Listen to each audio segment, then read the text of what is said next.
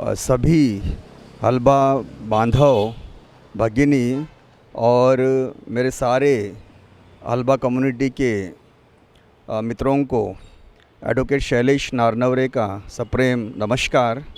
और सर्वप्रथम मैं दीपावली की आप सभी को हार्दिक शुभकामनाएं देता हूँ।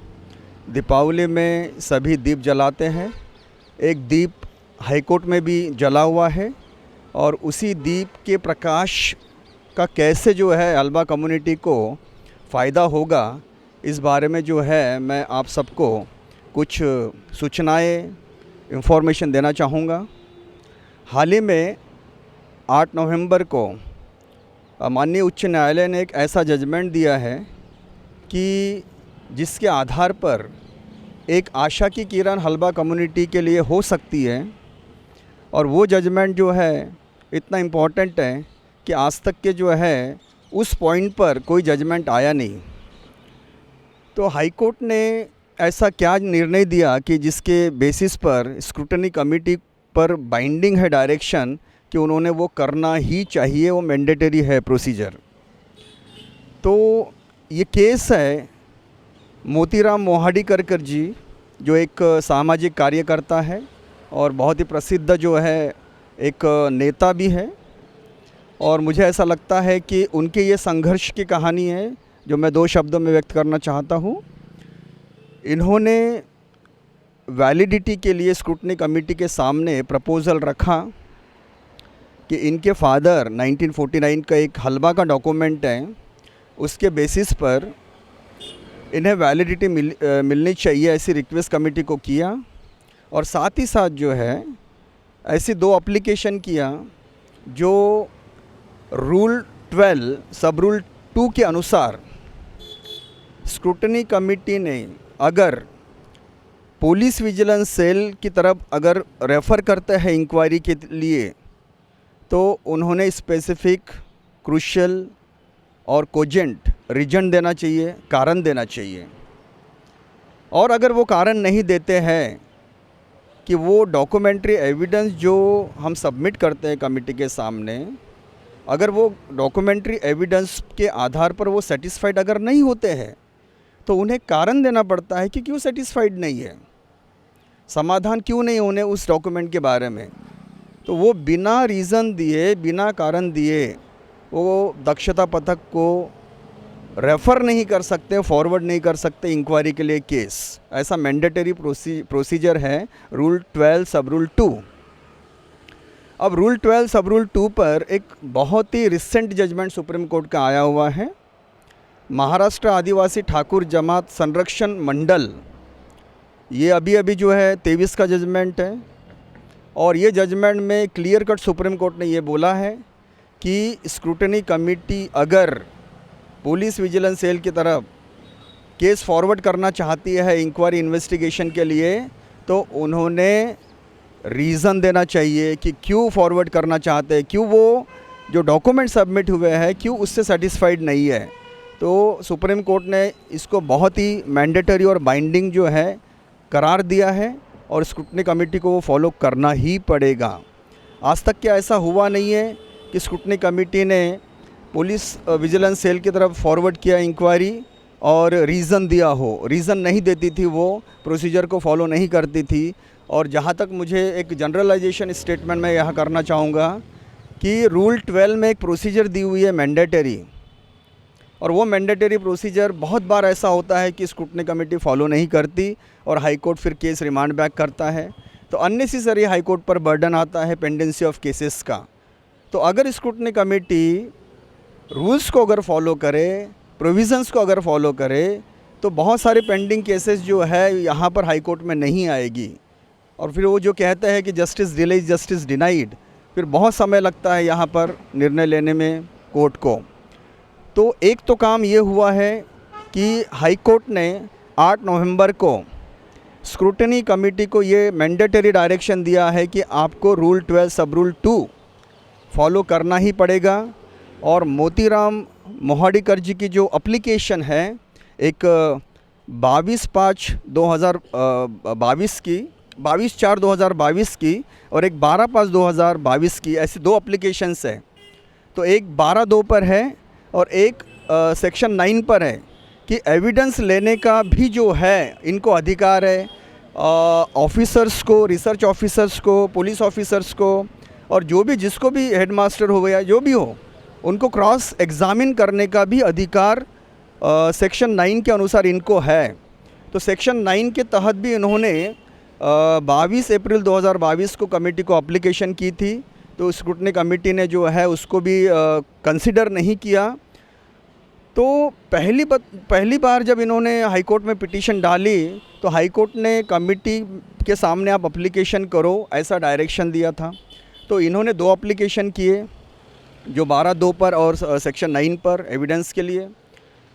तो वो दोनों एप्लीकेशन कमेटी ने डिसाइड नहीं किया, तो ये फिर से जो है हाई कोर्ट में आए। देखिए, एक आम व्यक्ति जो है वो कितना परेशान हो सकता है अगर एक सामाजिक कार्यकर्ता जब इतना परेशान हो रहा है। तो इन्होंने दोबारा हाई कोर्ट में जो है दस्तक दिया और हाई कोर्ट ने क्लियर कट फिर से डायरेक्शन दिया कमेटी को कि आप इनकी एप्लीकेशन को डिसाइड करो। लेकिन अनफॉर्चुनेटली स्क्रूटनी कमेटी ने हाई कोर्ट का ऑर्डर नहीं माना और इनकी एप्लीकेशन डिसाइड किए बिना ही कमेटी ने फिर से इनका केस इनवैलिड कर दिया, अवेट कर दिया। तो तीसरी बार जो है इन्होंने फिर से हाई कोर्ट में उसको चैलेंज किया कि कमेटी जो है ये रूल 12 सब रूल 2 फॉलो नहीं कर रही है, हमारे एप्लीकेशंस को भी डिसाइड नहीं कर रही है, जो कि उनका स्टैट्यूटरी ऑब्लिगेशन है। कानूनतः उन्होंने प्रोसीजर फॉलो करना चाहिए। अगर वो प्रोसीजर फॉलो नहीं करती है तो स्क्रूटनी कमेटी मनमानी कर रही है, प्रिजुडाइज माइंड से जो है ऑर्डर कर रही है और बहुत सारे लोग इससे हरास भी हो रहे हैं। तो कहने का मतलब ये है कि हाई कोर्ट ने फिर से एक स्टर्न वार्निंग दिया है कोर्ट को कि इनकी दोनों एप्लीकेशंस को आप डिसाइड करो, 3 महीने के अंदर डिसाइड करो। तो ये जो 2 एप्लीकेशंस है, या रूल 12 सब रूल 2 है या सेक्शन 9 है कि जहाँ पर जो है विटनेसेस को समन्स किया जाता है या फिर क्रॉस एग्ज़ामिन किया जाता है, तो ये अपॉर्चुनिटी अभी इसके बाद सभी को मिल सकती है जो पहले कभी नहीं मिलती थी। तो जितने भी आने वाले जो केसेस है उसमें कमेटी को ये रीज़न देना ही पड़ेगा कि आप जो है दक्षता पथक अहवाल की तरफ, दक्षता पथक की तरफ क्यों रेफ़र कर रहे हो। तो इनका केस ऐसा है मेरिट पर कि इनके पास 1950 का एक डॉक्यूमेंट है फादर का, मोरेश्वर मोहाडीकर, वो 1949 का है। और जिस डॉक्यूमेंट्स के बेसिस पर इनकी कास्ट क्लेम इनवैलिड हुई है, अवैध हुई है हल्बा कम्युनिटी की, वो कुछ डॉक्यूमेंट जो है 50 के पहले के कोष्ठी के डॉक्यूमेंट्स हैं। अब इन्होंने रिप्लाई दिया है कि ये कोष्ठी जो है ये ऑक्यूपेशन है, ये पेशा है, ये विविंग जो है पेशा है। और इसका आधार इन्होंने 1916 का आर वी रसेल की बुक ली है, 1916 की, वो ऑथोरिटेटिव टेस्ट है। उसके बाद इन्होंने हाई कोर्ट का ही एक जजमेंट प्रिया पराते, जो माननीय न्यायाधीश शरद बोबड़े साहब और माननीय न्यायाधीश भूषण गवई साहब ने दिया कि ये जो कोष्ठी जो कास्ट नहीं है, ये एक ऑक्यूपेशन है। और इसके बेसिस पर कि जो स्ट्रे एंट्रीज़ है कोष्ठी की, जो कास्ट नहीं, ट्राइब नहीं है, तो उसके कंपैरिजन में अगर कोई हल्बा या हल्बी का ऐसा डॉक्यूमेंट है कि जो 1950 में उसका जो है एंट्री है, हल्बा हल्बी, ये 1950 के प्रेसिडेंशियल ऑर्डर में एंट्री नंबर 19 है। तो प्रेसिडेंशियल डॉक्यूमेंट अगर जो है अस्तित्व में और इसके अगेंस्ट में अगर ऐसे डॉक्यूमेंट्स हैं जो कास्ट और ट्राइब नहीं है, तो ऐसे केसेस में ये जो प्रेसिडेंशियल ऑर्डर 1950 के जो डॉक्यूमेंट्स है उसके बेसिस पर वैलिडिटी देना चाहिए। तो ये बहुत स्ट्रॉन्ग जो है पॉइंट है। साथ ही साथ सुप्रीम कोर्ट ने एक बहुत ही रिसेंट जजमेंट दिया है प्रिया गजबे का केस। हालांकि वो माना मानी से रिलेटेड है, लेकिन प्यारा 9 और 10 में ये जजमेंट जो है माननीय भूषण गवई साहब ने ही दिया है।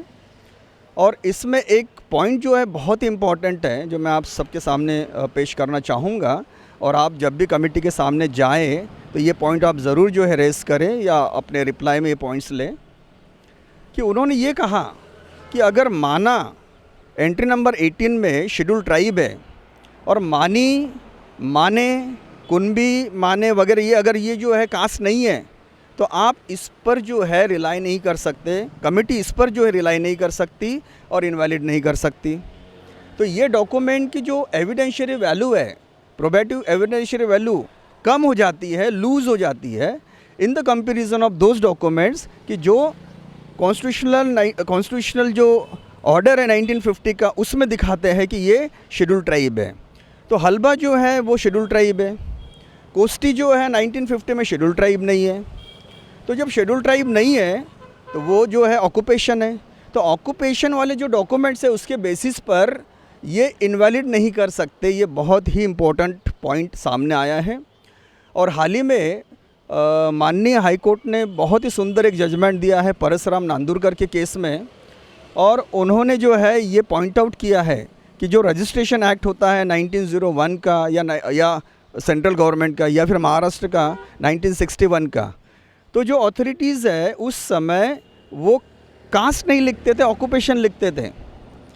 तो भले ही वो जो डॉक्यूमेंट इस केस में, नांदुरकर साहब के केस में, अगर वो 1957 का भी अगर डॉक्यूमेंट है, 50 के बाद वाला भी डॉक्यूमेंट है और उसके पहले के अगर डॉक्यूमेंट्स में कोस्टी भी अगर आया है, तो वो कोस्टी जो है रजिस्ट्रेशन एक्ट के अनुसार ऑक्यूपेशन है, कास्ट नहीं है।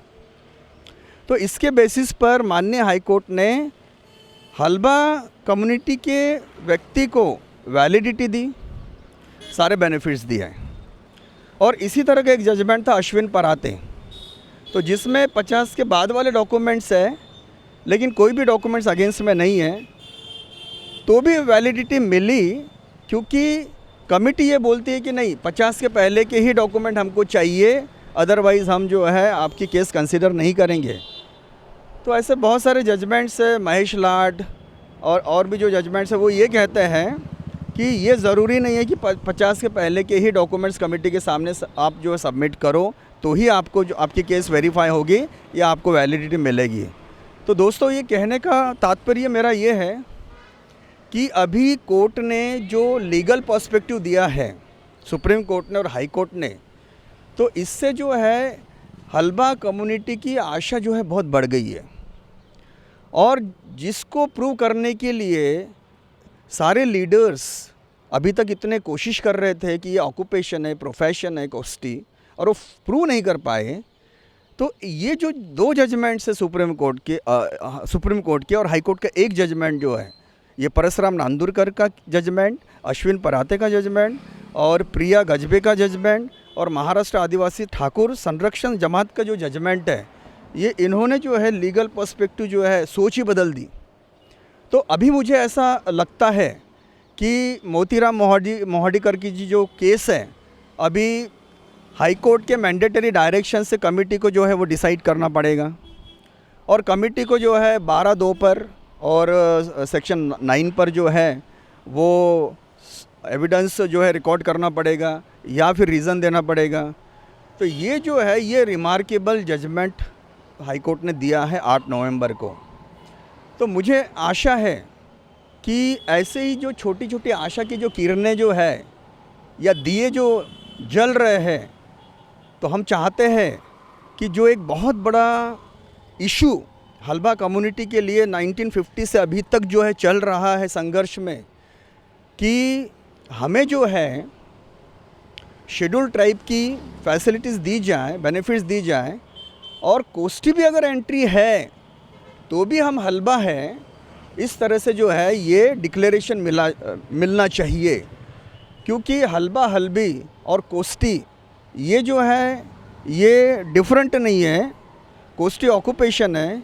तो इस तरह से अगर कोस्टी की एंट्रीज कमेटी के सामने आती है और इनवैलिड करती है, तो कमेटी इनवैलिड नहीं कर पाएगी और उनको वैलिडिटी देना पड़ेगा। और ये सारे जितने भी हल्बा ट्राइब के सर्टिफिकेट्स हैं, तो उन सबको कमेटी को पॉजिटिव कंसीडर करना पड़ेगा in the light of the high court and supreme court judgments. तो मुझे ऐसा लगता है कि ये बहुत ही एक पॉजिटिव स्टेप है और अगर कल चलकर जो है हमारे मित्र मोतीराम मोहाडीकर जी को वैलिडिटी मिल जाती है तो समाज का बहुत बड़ा कल्याण होगा। एक अच्छा नेता जो है समाज को मिल सकता है। आप भी दुआएं करिए कि ये जो है पॉजिटिव इसका रिज़ल्ट निकले। हम तो जो है बहुत प्रयास कर रहे हैं। ये केस जो है इसमें अगर मैं आपसे कहूँ कि ये केस 1 हफ्ते से 2 हफ्ते से जो है at the end of the board जो है रखी जा रही थी। 2-2 घंटा मुझे वेट करना पड़ता था, लेकिन एक भी दिन मैंने छोड़ा नहीं। और आखिर कोर्ट को जो है मैंने रिक्वेस्ट किया कि इस केस को जो है आप डिसाइड आज कर ही लो। कोर्ट ने रिक्वेस्ट जो एक्सेप्ट किया है और 8 नवंबर को वो डिसाइड किया। बहुत सुंदर जजमेंट है वो, और मेरे ख्याल से ये जजमेंट जो है आपके सामने मोतीराम जी रखेंगे।